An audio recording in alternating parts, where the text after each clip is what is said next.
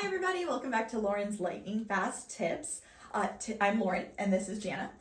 And today we're going to be talking to you about what to do if you are enrolled in a group health plan and you are moving carriers mid-year. And actually part of the reason we wanted to do this segment is because Humana made a huge announcement earlier in the year in February, late February, that they would be leaving the group medical market. Did I get that right? Yes. So that means all of you, the clients out there, anybody that has a group, not an individual policy, not a Medicare policy, but a group policy, Humana will eventually, in the next almost 24 months, be completely leaving that group medical market. Yeah, so by the end of 2024, Yes. Humana will no longer have any medical members enrolled. So a huge part of what we want to talk to you about is tips for members today. Yes. And a big part of that is the out-of-pocket maximum. So I'm sure you've heard that term before, but very few people know what it means. So let's talk about what that means really quick. So the Affordable Care Act, or the ACA, and you'll hear me say that a lot because I always forget to say the whole thing. So the Affordable Care Act requires limits on consumer spending on in-network essential health benefits. All right. I know, that's such a mouthful. Okay, What so does that that's even mean? That's the appropriate term. Let's talk about what that actually means. So that's what an out-of-pocket max is. What that means is there is a cap on the amount of money that you should spend in any given calendar year that the Affordable Care Act, or the ACA, sets. And for this year, in 2023, the limit is $9,100 for individuals.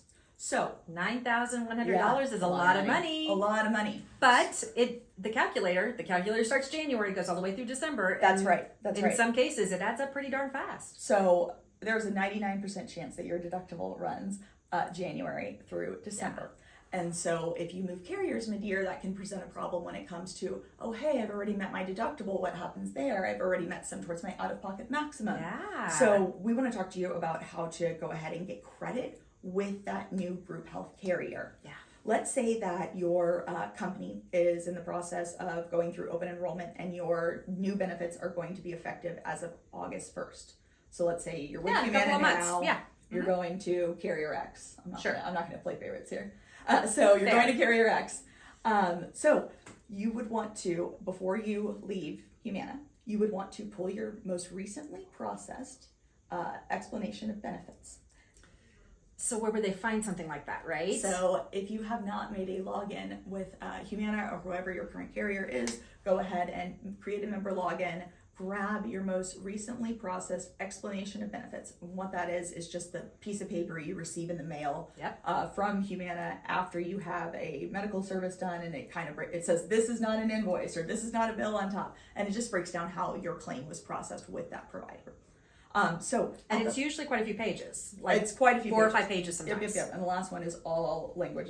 Yes. So at the very bottom of that EOB, before the language disclosure, you'll look for an individual deductible, an in and out of network deductible, and in and out of network out of pocket maximum.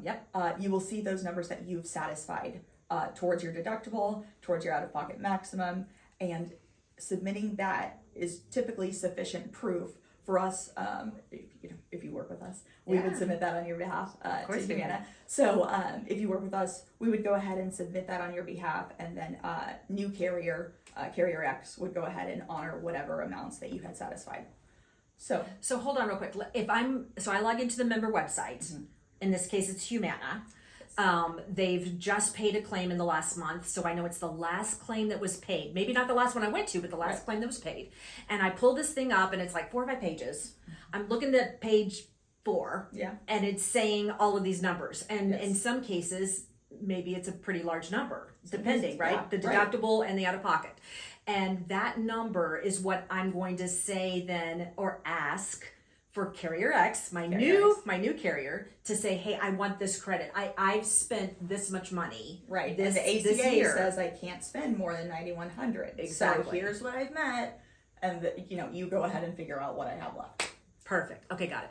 So that is huge tip number 1. Yeah. Number 2, if you are a Humana member, cash in those Go 365 points. Yes. Christmas in July. Here we go. Absolutely cash those in. Those will go away as soon as the policy is no longer active. And don't forget, when you're on your member website, again with Humana, there is a login or a button you can click for the Go 365. It'll take you over to that page because it is a different page. In that case, it'll show you what you have as far as your bucks go. And from there, again, you can spend them however you want to. But we are suggesting don't wait till the last minute. Go ahead and get those things processed or requested or spend them. Yeah. So while you're in that Humana website, you're going to grab your EOB. Yep. You're going to cash in your Go 365 points. And this will apply to everybody. If you happen to be moving dental and vision carriers as well, so not just medical, but dental and vision, mid-year, this is a cool tip. So they do not go through the trouble of looking at the last time you had an exam, the last time you had a cleaning. So if you're somebody who loves getting your teeth cleaned, or if you need dental services of any kind, just know that when you go to a new carrier, those things will reset. So even though you've had an exam in the last month, or like let's say you got glasses in the last month, if your new policy covers glasses, you will have the ability to get those immediately. And traditionally what will happen with something like that, let's use the glasses. So you're on a vision plan right now. You just went and got your eye exam in April. Normally you would literally have to wait an exact year until next April to get your next eye exam.